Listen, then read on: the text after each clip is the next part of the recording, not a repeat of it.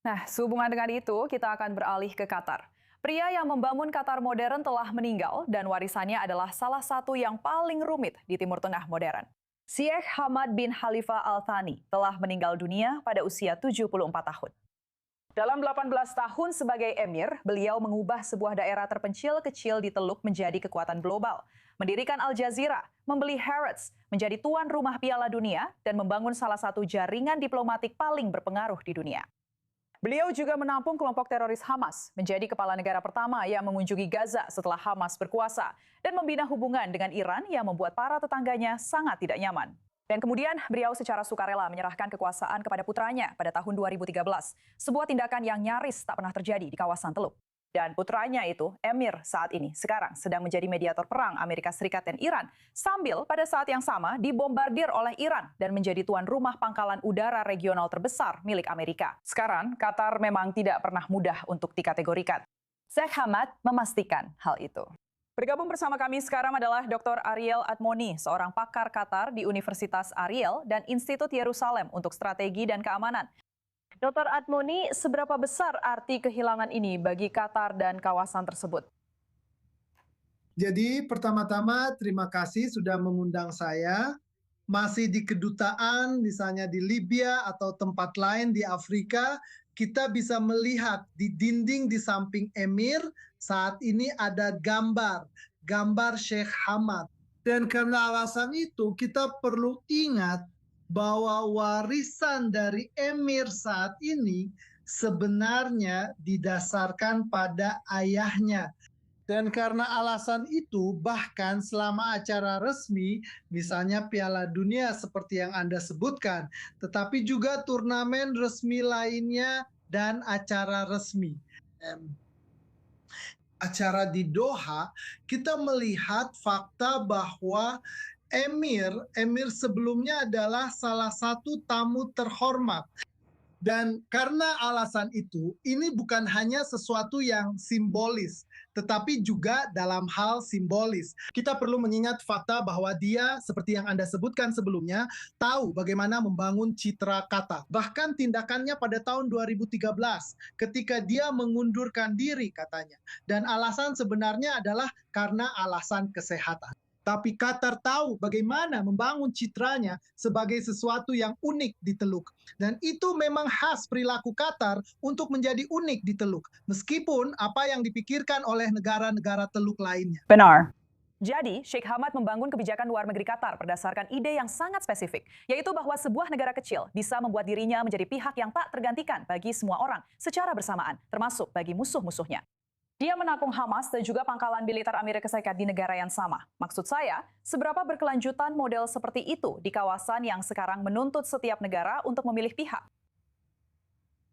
Saya pikir pada tahun 1990-an ketika Sheikh Hamad, kita harus menyebutkan dalam konteks ini, Sheikh Hamzah adalah istri kedua dan HBG, Hamad bin Jasim, adalah mantan menteri atau perdana menteri. Dua anggota penting lainnya dalam strategi tersebut. Tapi bagaimanapun juga, ketiganya sebenarnya membangun, boleh saya katakan, sebuah model yang pada tahun 1990 tampak goyah paling tidak. Dan seringkali kita melihat di saluran berita, Qatar ditanya bagaimana mereka menjaga keseimbangan ini. Tapi boleh saya katakan bahwa selama proses ini berlangsung, Qatar menjadi semakin tegas dalam proses ini. Sebenarnya semua pihak, baik Iran, Hamas, bahkan sayangnya Israel, dan terutama Amerika Serikat, sebenarnya memberikan keuntungan keraguan kepada Amerika Serikat. Untuk Qatar, hal itu memungkinkan Qatar menjaga keseimbangan yang rapuh ini menjadi lebih baik lagi. Sekarang berbicara tentang Qatar, tetap bersama kami karena saya ingin menanyakan hal ini kepada Anda. Qatar suka berpura-pura seolah-olah berteman dengan semua orang. Dana kekayaan negara Qatar tampaknya sekarang memveto produksi Iron Dome di pabrik mobil Jerman. Dana tersebut memiliki hampir 17% hak suara di Volkswagen dan telah memblokir kesepakatan yang seharusnya memungkinkan perusahaan pertahanan Israel Rafael memproduksi komponen Iron Dome di pabrik Volkswagen Osnabrück yang sedang kesulitan. Ini adalah kesepakatan yang seharusnya menyelamatkan 2.300 pekerjaan di Jerman. Jadi, apa keberatan Qatar di sini? Mereka mengatakan bahwa ketegangan dengan Israel adalah alasannya.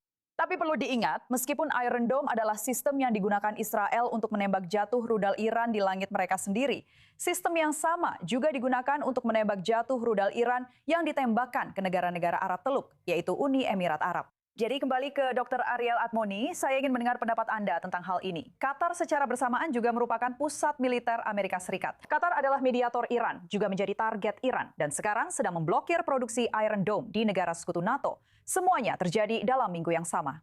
Apakah ini kelincahan diplomatik yang luar biasa ataukah kebijakan Qatar yang terkenal, yaitu mencoba menjadi segalanya bagi semua orang, akhirnya mulai runtuh di bawah tekanan perang yang sebenarnya? Tidak, sebagian dari keseimbangan rapuh ini perlu mempertahankan elemen-elemen tertentu, misalnya kalangan Islam.